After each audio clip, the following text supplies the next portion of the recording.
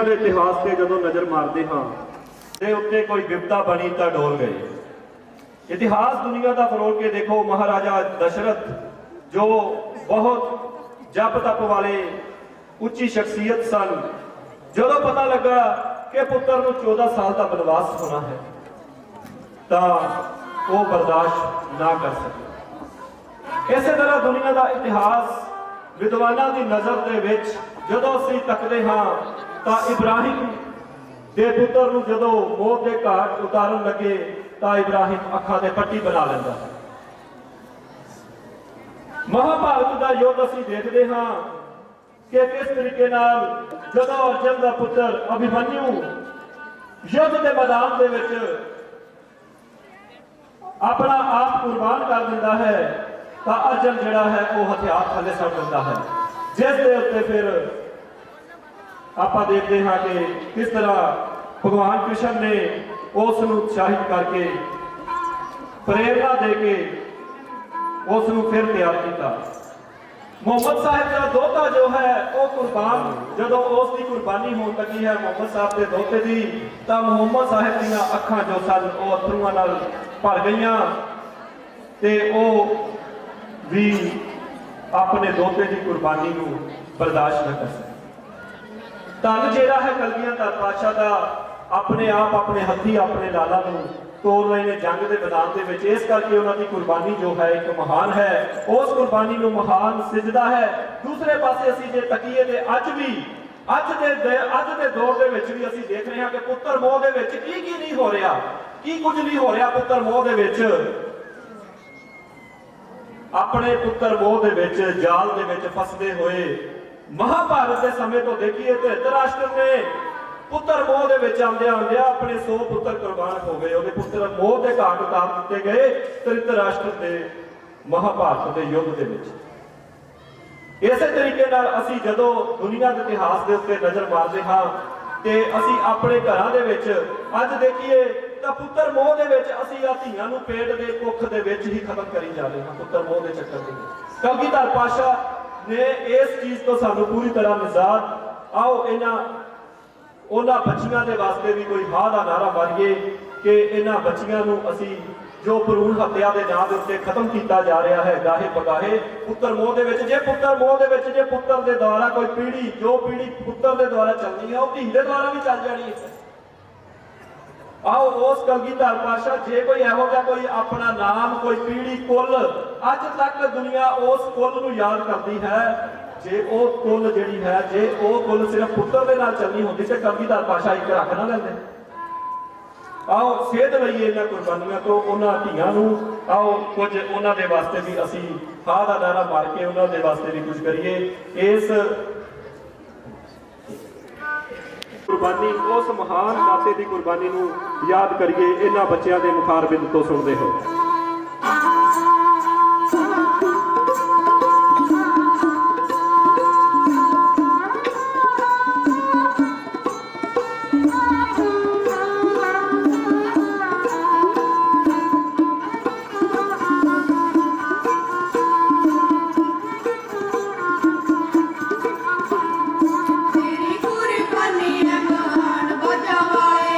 तेरी कुर्बानी है महान बाजा वाले।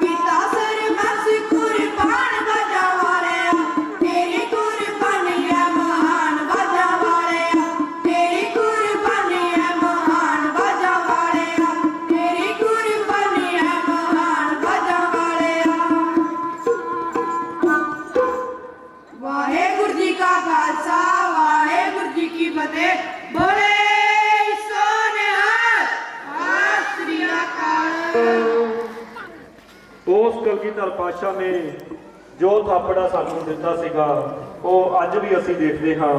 ਕਲਗੀਧਰ ਪਾਤਸ਼ਾਹ ਹੁੰਦੇ ਜੀ ਉਸ ਨੂੰ ਪੂਰਾ ਵੀ ਕੀਤਾ। ਉਹ ਸੁਪਨਾ ਕੀ ਸੀਗਾ? 1.25 ਲੱਖ ਸੇ ਇੱਕ ਲੜਾਊਂ ਤਬੇ ਗੋਬਿੰਦ ਸਿੰਘ ਨਾਮ ਕਹਾਊਂ।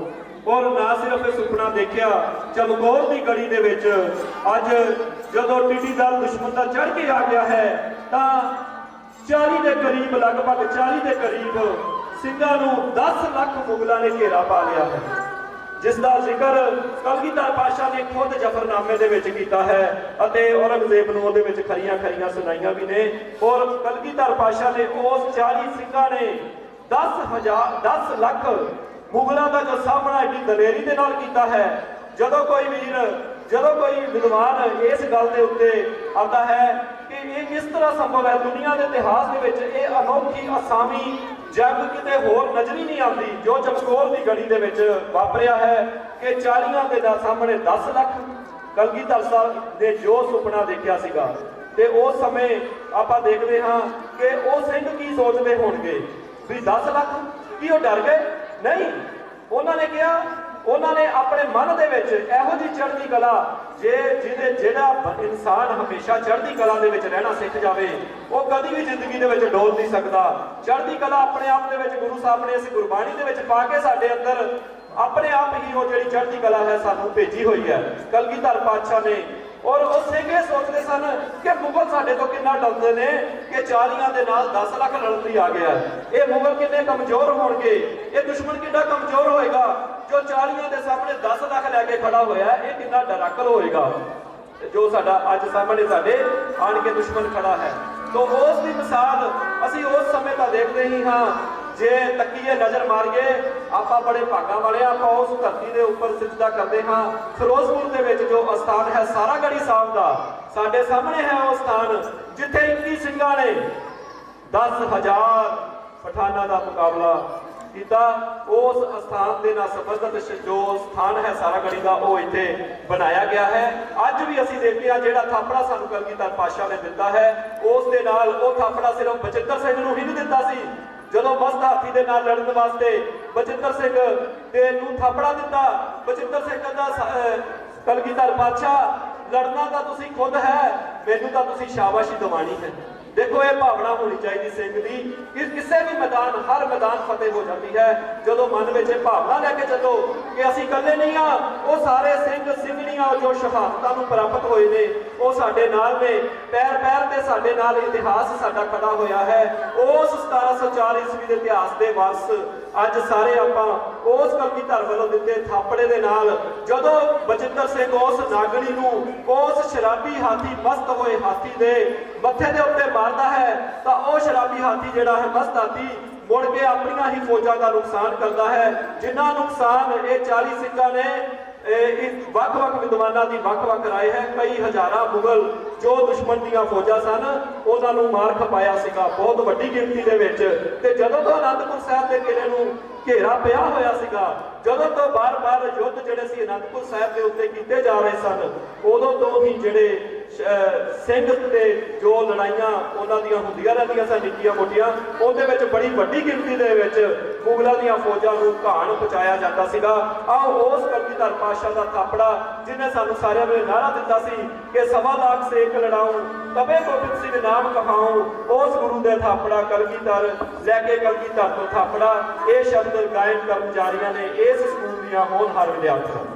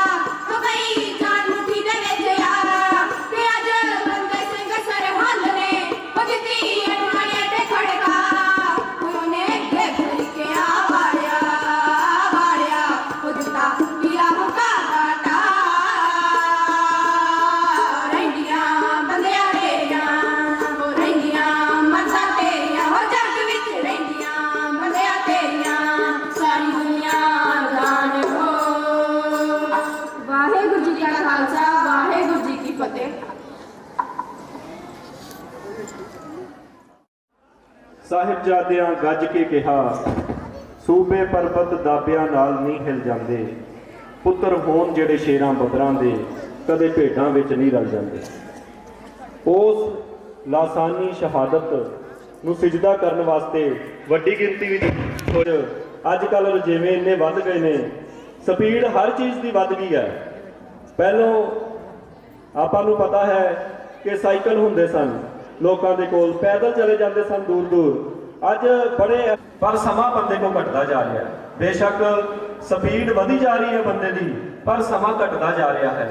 ਕਿਤੇ ਭਾਗ ਬਣਿਆ ਹੈ ਇਹੋ ਜਿਹਾ ਸੁਭਾਗ ਕਿ ਅੱਜ ਆਪਾਂ ਇਕੱਤਰ ਹੋਏ ਹਾਂ ਉਹਨਾਂ ਲਾਸਾਨੀ ਸ਼ਹੀਦਾਂ ਦੇ ਵਾਸਤੇ, ਜਿਨ੍ਹਾਂ ਨੇ ਆਪਣੀ ਜ਼ਿੰਦਗੀ ਨੂੰ ਇੰਨਾ ਸੁਖਾਲਾ ਕਰ ਦਿੱਤਾ ਹੈ, ਜਿਨ੍ਹਾਂ ਨੇ ਆਪਣੇ ਵਾਸਤੇ ਉਹ ਆਪਣਾ ਸਾਰਾ ਸਰਬੰਸ ਵਾਰ ਦਿੱਤਾ ਹੈ। ਇੱਕ ਸੰਦੇਸ਼ ਇਹ ਹੈ ਕਿ ਆਓ ਅੱਜ ਦਾ ਦਿਨ ਪੂਰੀ ਤਰ੍ਹਾਂ, ਵੈਸੇ ਤਾਂ ਦੇਖੋ ਸਾਨੂੰ ਅੱਜ ਟੈਲੀਵਿਜ਼ਨ ਦੇ ਮਾਧਿਅਮ ਦੇ ਦੁਆਰਾ ਸੰਦੇਸ਼ ਮਿਲ ਰਿਹਾ ਹੈ ਉਸ ਮਹਾਨ ਧਰਤੀ ਫਤਿਹਗੜ੍ਹ ਸਾਹਿਬ ਦੀ ਤੋਂ ਕਿ ਜੇ ਤੁਸੀਂ ਇੱਥੇ ਇਹਨਾਂ ਸ਼ਹਾਦਤਾਂ ਨੂੰ ਸੱਚਾ ਸਿਜਦਾ ਕਰਨਾ ਚਾਹੁੰਦੇ ਹੋ, ਇਹਨਾਂ ਨਿੱਕੀਆਂ ਜਿੰਦਾਂ ਨੂੰ ਜਿਨ੍ਹਾਂ ਨੇ ਵੱਡੇ ਸਾਕੇ ਕੀਤੇ ਨੇ ਇਹਨਾਂ ਨੂੰ ਸਿਜਦਾ ਕਰਨਾ ਚਾਹੁੰਦੇ ਹੋ, ਤਾਂ ਬੇਨਤੀ ਇਹ ਹੈ ਕਿ ਆਓ ਅੱਜ ਦੇ ਦਿਨ ਸਿਜਦਾ ਕਰਦੇ ਹੋਏ ਦੇਖੀਏ ਕਿ ਇਹ ਜਿਹੜੇ ਸਾਹਿਬਜ਼ਾਦੇ ਨੇ ਬਾਬਾ ਜ਼ੋਰਾਵਰ ਸਿੰਘ ਤੇ ਬਾਬਾ ਫਤਿਹ ਸਿੰਘ ਜੋ ਨੀਹਾਂ ਦੇ ਵਿੱਚ ਖੜੇ ਨੇ, ਆਪਣੇ ਵੱਲ ਤੱਕ ਰਹੇ ਨੇ ਕਿ ਮੇਰੇ ਆਉਣ ਵਾਲੇ ਵਾਰਸੋ, ਇਸ ਕੌਮ ਦੇ ਵਾਰਸੋ,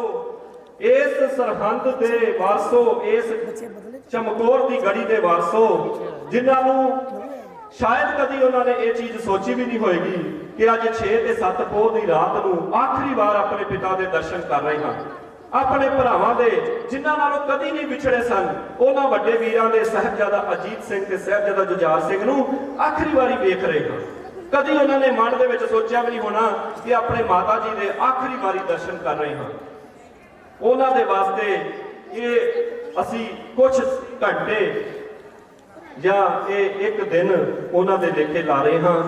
ਇਸ ਦੇ ਵਾਸਤੇ ਸਾਰੇ ਹੀ ਗੁਰੂ ਸਾਹਿਬ ਦੇ ਗੋਦ ਦਾ ਨਿੱਘਾ ਆਨੰਦ ਮਾਣ ਰਹੇ ਹਾਂ।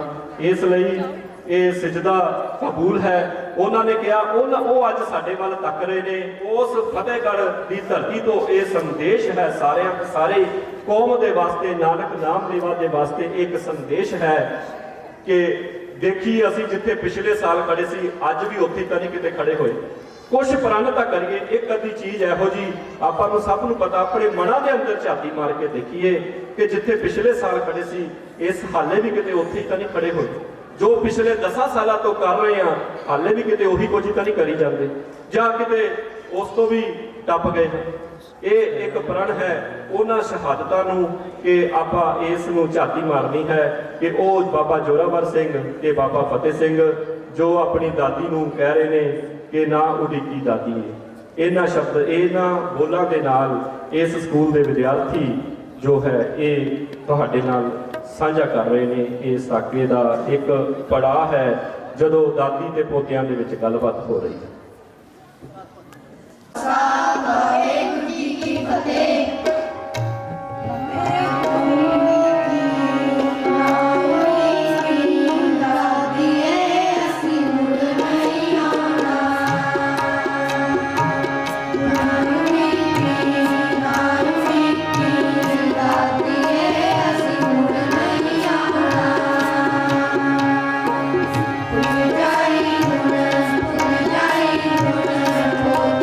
Thank you.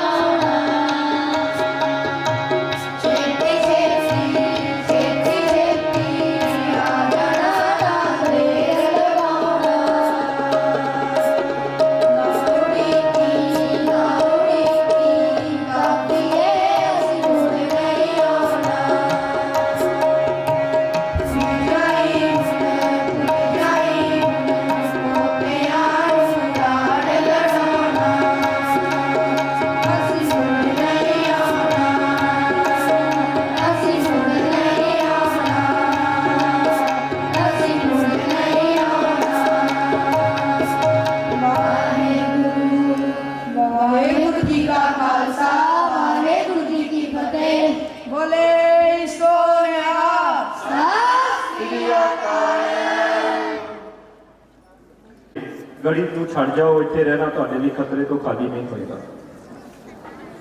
ਗੁਰੂ ਸਾਹਿਬ ਨੇ ਸਿੰਘਾਂ ਦੇ ਵੱਲ ਦੇਖਿਆ, ਤੱਕਿਆ ਤੇ ਕਿਹਾ ਕਿ ਕਲਗੀਧਰ ਪਾਤਸ਼ਾਹ ਨੇ ਤੁਸੀਂ ਸਾਰੇ ਹੀ ਉਹਨਾਂ ਦੇ ਬੱਚੇ ਹੋ।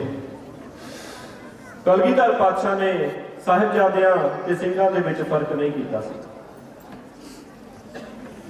ਉਸ ਸਮੇਂ ਇੱਕ ਕੋਲ ਬੈਠੇ, ਥੋੜੀ ਦੂਰੀ ਤੇ ਬੈਠੇ ਸਾਹਿਬਜ਼ਾਦਾ ਅਜੀਤ ਸਿੰਘ, ਜਿਸ ਦਾ ਚਿਹਰੇ ਦੇ ਉੱਪਰ ਅਲੌਕਿਕ ਨੂਰ ਸੀਗਾ, ਜੋ ਬਹੁਤ ਹੀ ਸੁਡੋਲ ਸਰੀਰ ਦਾ ਉਸ ਦਾ ਸੀ। ਉਸ ਨੇ ਦੇਖਿਆ ਪਿਤਾ ਜੀ ਦੇ ਵੱਲ ਤੇ ਉਹ ਕੋਲ ਆਇਆ ਪਿਤਾ ਜੀ ਦੇ, ਕਹਿੰਦਾ ਪਿਤਾ ਜੀ ਮੈਨੂੰ ਆਗਿਆ ਦਿਓ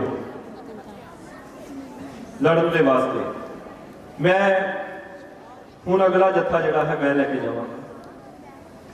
ਤੇ ਜੇ ਕਲਗੀਧਰ ਪਾਤਸ਼ਾਹ ਨੂੰ ਕਹਿਣਾ ਪੈਂਦਾ ਤੇ ਕਿਥੇ ਅਜੀਤ ਸਿੰਘ ਆਪ ਖੜੇ ਹੋ ਕੇ ਗੁਰੂ ਕਲਗੀਧਰ ਪਾਤਸ਼ਾਹ ਕੋਲ ਜੰਗ ਦੇ ਵਿੱਚ ਜਾਣ ਦੀ ਇਜਾਜ਼ਤ ਮੰਗ ਰਿਹਾ, ਉਹ ਸਮਾਂ ਕਿਸ ਤਰ੍ਹਾਂ ਦਾ ਹੋਏਗਾ।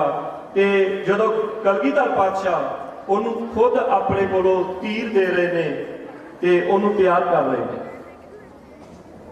ਇੱਕ ਸਾਹਿਬ ਵੱਡਾ, ਸਭ ਤੋਂ ਵੱਡਾ ਸਾਹਿਬਜ਼ਾਦਾ ਅਜੀਤ ਸਿੰਘ ਜੰਗ ਦੇ ਵਿੱਚ ਸ਼ਹੀਦ ਹੋ ਜਾਂਦਾ ਹੈ। ਉਸ ਤੋਂ ਬਾਅਦ ਜੁਝਾਰ ਸਿੰਘ ਖੁਦ ਉੱਠ ਕੇ ਆਂਦਾ ਹੈ, ਜਿਹਦੀ ਹਾਲੇ ਉਮਰ ਵੀ ਨਹੀਂ ਸੀ ਲੜਨ ਦੀ, 13 ਸਾਲ, ਸਾਹਿਬਜ਼ਾਦਾ ਜੁਝਾਰ ਸਿੰਘ। ਕਲਗੀਧਰ ਪਾਤਸ਼ਾਹ ਦਾ ਜੇਰਾ ਦੇਖੋ ਕਿ ਉਹ ਜੁਝਾਰ ਸਿੰਘ ਜਦੋਂ ਜੰਗ ਵਿੱਚ ਜਾਣ ਦੀ ਇਜਾਜ਼ਤ ਮੰਗਣ ਆਉਂਦਾ ਹੈ ਤੇ ਕਲਗੀਧਰ ਪਾਤਸ਼ਾਹ ਕਹਿੰਦੇ ਨੇ ਵਾਹ ਜੁਝਾਰ ਸਿੰਘ ਵਾਹ, ਕੋਈ ਚਿਹਰੇ ਦੇ ਉੱਪਰ ਕੋਈ ਸ਼ਿਕਤ ਨਹੀਂ ਹੈ, ਕੋਈ ਸ਼ੌਕ ਨਹੀਂ ਹੈ ਚਿਹਰੇ ਦੇ ਉੱਪਰ, ਕੋਈ ਉਦਾਸੀ ਨਹੀਂ ਹੈ ਚਿਹਰੇ ਦੇ ਉੱਪਰ। ਕਲਗੀਧਰ ਕਹਿੰਦੇ, ਪਾਤਸ਼ਾਹ ਕਹਿੰਦੇ ਵਾਹ ਜੁਝਾਰ ਸਿੰਘ ਵਾਹ, ਅੱਜ ਤੂੰ ਆਪਣੇ ਨਾਮ ਨੂੰ ਸਾਰਥਕ ਕਰ ਦਿੱਤਾ ਹੈ, ਤੂੰ ਆਉਣ ਵਾਲੀਆਂ ਸਿੰਘਾਂ ਦੀਆਂ ਕੌਮਾਂ ਨੂੰ ਜੂਝਣ ਦੀ ਪਿਰਤ ਪਾ ਚੱਲਾ ਹੈ, ਕਿਵੇਂ ਜੂਝਣਾ ਹੈ ਰਨ ਦੇ ਮੈਦਾਨ ਦੇ ਵਿੱਚ, ਜਦੋਂ ਜ਼ਰੂਰਤ ਕੌਮ ਦੇ ਉੱਪਰ, ਦੇਸ਼ ਦੇ ਉੱਪਰ ਭੀੜ ਪਏਗੀ ਤਾਂ ਕਿਸ ਤਰ੍ਹਾਂ ਜੂਝਣਾ ਹੈ, ਇਹ ਤੂੰ ਪੂਰਨੇ ਪਾ ਚੱਲਾ ਹੈ ਇਸ ਦੇਸ਼ ਦੇ ਵਾਸਤੇ, ਇਸ ਦੇਸ਼ ਦੇ ਵਾਸੀਆਂ ਦੇ ਵਾਸਤੇ। ਤੇ ਉਹਨੂੰ ਵੀ ਭੇਜਦੇ ਨੇ। ਤੇ ਕਵੀ ਆਪਾਂ ਗਿਆਨੀ ਸੋਹਣ ਸਿੰਘ ਜੀ ਸ਼ੀਤਲ ਦੇ ਕਿਤੇ ਵਧੀਆ ਬੋਲ ਲਿਖੇ ਨੇ, ਹੱਸ ਸ਼ਹੀਦੀ ਪਾ ਗਿਆ ਜਦ ਲਾਲ ਛਟੇਰਾ, ਹੱਸ ਸ਼ਹੀਦੀ ਪਾ ਗਿਆ ਜਦ ਲਾਲ ਛਟੇਰਾ, ਅੱਖਾਂ ਸਾਹਵੇਂ ਹੋ ਗਿਆ ਉਹ ਬੇਰਾ ਬੇਰਾ। ਕਲਗੀਧਰ ਪਾਤਸ਼ਾਹ ਦੀਆਂ ਅੱਖਾਂ ਦੇ ਸਾਹਮਣੇ ਉਹਦਾ ਸਰੀਰ ਜਿਹੜਾ ਸੀ ਬੇਰਾ ਬੇਰਾ ਹੋ ਗਿਆ। ਉਂਗਲੀ ਲਾ ਕੇ ਲੈ ਗਿਆ ਉਹਨੂੰ ਵੀਰ ਵਡੇਰਾ, ਹੱਥ ਬੰਨ ਬੋਲੇ ਸਤਿਗੁਰੂ ਵਾਹ ਭਾਣਾ ਤੇਰਾ, ਹੱਥ ਬੰਨ ਬੋਲੇ ਸਤਿਗੁਰੂ ਵਾਹ ਭਾਣਾ ਤੇਰਾ। ਆਓ ਉਹ ਆਪਣੇ ਪੁੱਤਰਾਂ ਨੂੰ ਜਾਨ ਤੋਂ ਵੱਧ ਪਿਆਰੇ ਸਿੰਘਾਂ ਨੂੰ ਸ਼ਹੀਦ ਕਰਕੇ ਉਹ ਅੱਜ ਮਾਛੀਵਾੜੇ ਦੇ ਜੰਗਲਾਂ ਦੇ ਵਿੱਚ ਸੁੱਤੇ ਹੋਏ ਨੇ। ਕਵੀ ਨੇ ਬੜੇ ਵਧੀਆ ਤਰੀਕੇ ਨਾਲ ਕਲਮਬੱਧ ਕੀਤਾ ਹੈ। ਹੁਣ ਹਰ ਵਿਦਿਆਰਥੀ ਸਕੂਲ ਦੇ ਉਸ ਸ਼ਬਦ ਦਾ ਗਾਇਨ ਕਰ ਰਹੇ ਹਨ, ਸੋ ਕੌਣ ਰਿਹਾ ਰੋੜਾ। ਵਾਹਿਗੁਰੂ ਜੀ ਕਾ ਖਾਲਸਾ, ਵਾਹਿਗੁਰੂ ਜੀ ਕੀ ਫਤਿਹ। ਸੋ ਕੌਣ ਰਿਹਾ ਰੋੜਾ ਤੇ ਕੋਈ ਬੇਪਰਵਾਹ ਜਾਵੇ, ਰਿਹਾ ਰੋੜਾ ਤੇ ਕੋਈ ਬੇਪਰਵਾਹ ਜਾਵੇ, ਦੁਨੀਆ ਦਾ ਵਾਲੀ ਏ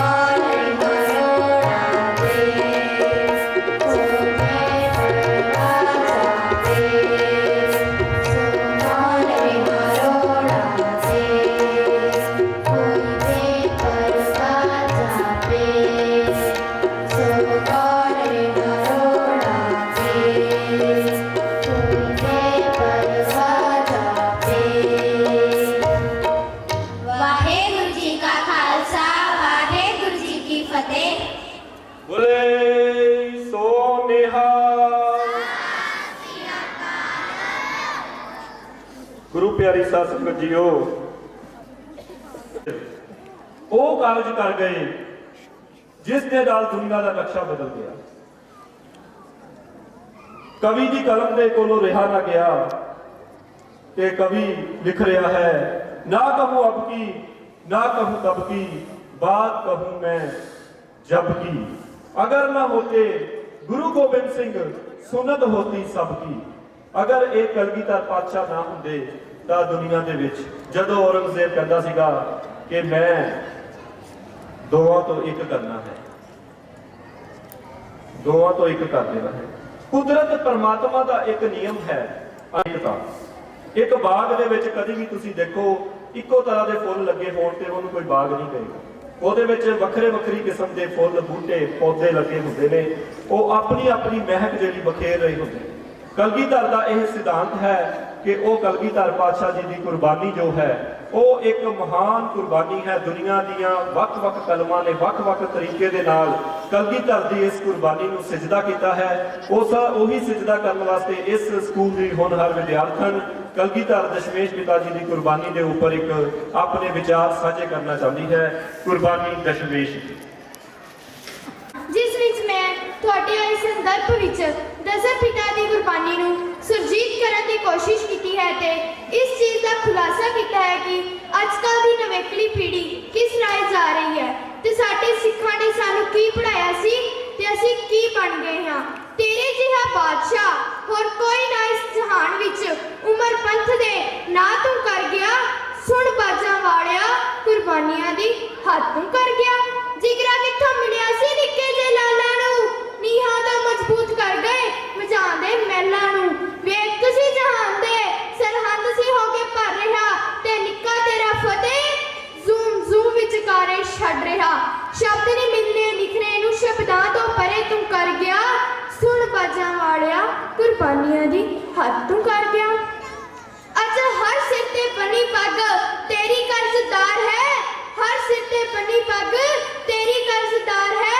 ਭਾਵੇਂ ਰੂਹਾਂ ਵਿੱਚ ਤਾਂ ਮਸੇ ਮੰਗਣੇ ਦਾ ਵਾਸ ਹੈ, ਹਰ ਸਿਰ ਤੇ ਬਣੀ ਪੱਗ ਤੇਰੀ ਕਰਜ਼ਦਾਰ ਹੈ।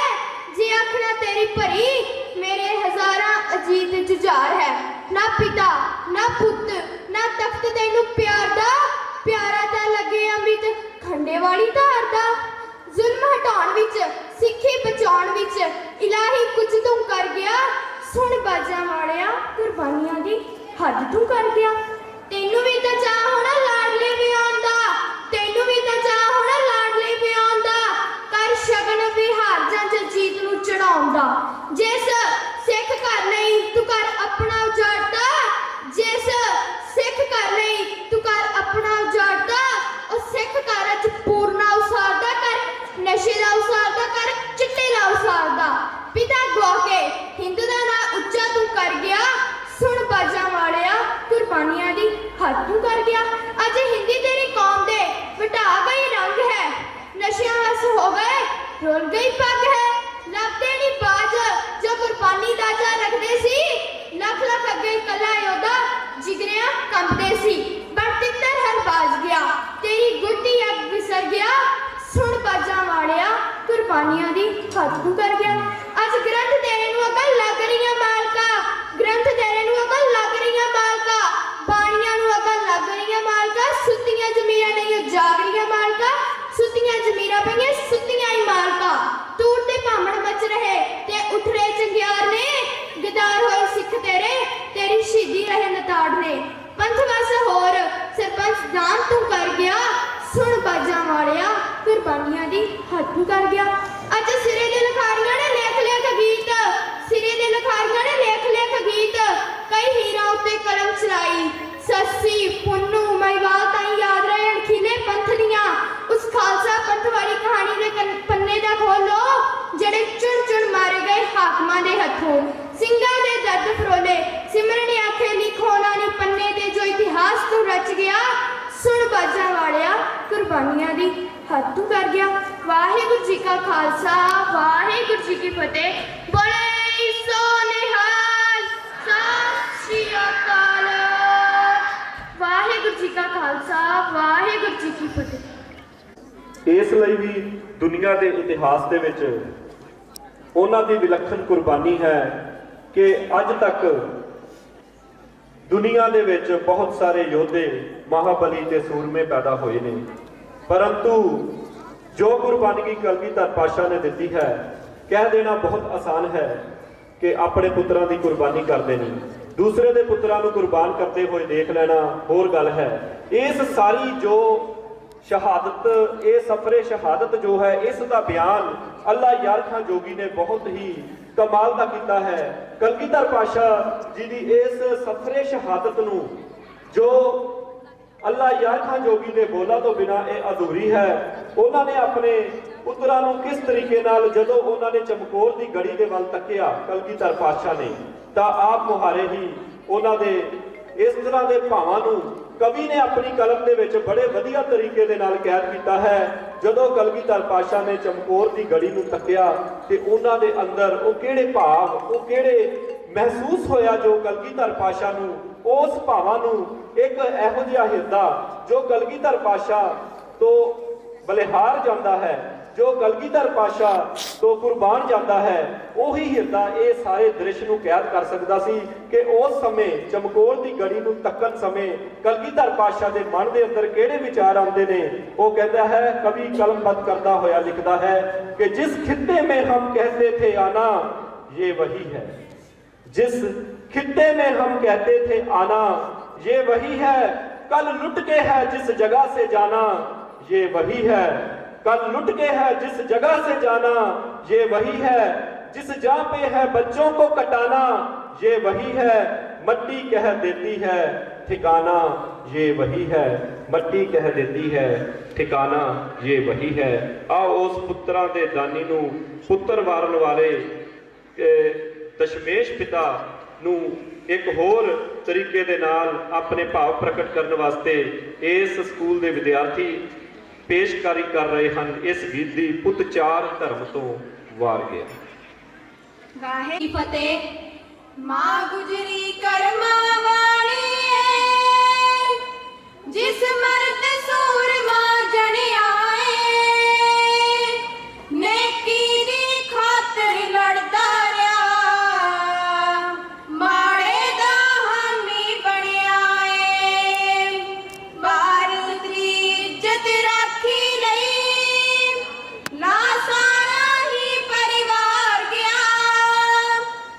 जिगरा कलगी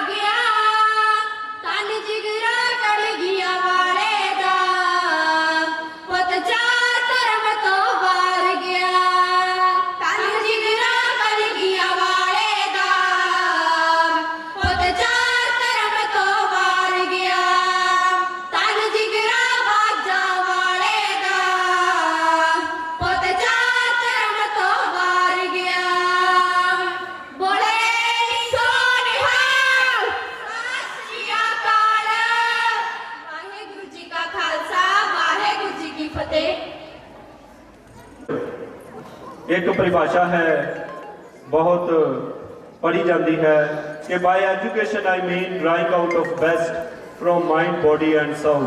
हेलो ਭਾਵ ਕਿ ਸਿੱਖਿਆ ਦਾ ਅਰਥ ਹੈ ਕਿ ਜੋ ਬੰਦੇ ਦੇ ਦਿਮਾਗ ਦੇ ਵਿੱਚ ਸਭ ਤੋਂ ਵਧੀਆ ਹੈ ਉਸ ਨੂੰ ਬਾਹਰ ਨਿਕਾਲਣਾ, ਜੋ ਬੰਦੇ ਦੇ ਸਰੀਰ ਦੇ ਵਿੱਚ ਸਭ ਤੋਂ ਵਧੀਆ ਹੈ ਉਸ ਨੂੰ ਬਾਹਰ ਨਿਕਾਲਣਾ ਅਤੇ ਜੋ ਬੰਦੇ ਦੀ ਸੌਲ ਆਤਮਾ ਦੇ ਵਿੱਚ ਸਭ ਤੋਂ ਵਧੀਆ ਹੈ ਉਸ ਨੂੰ ਬਾਹਰ ਨਿਕਾਲਣਾ ਹੀ ਸਿੱਖਿਆ ਹੈ।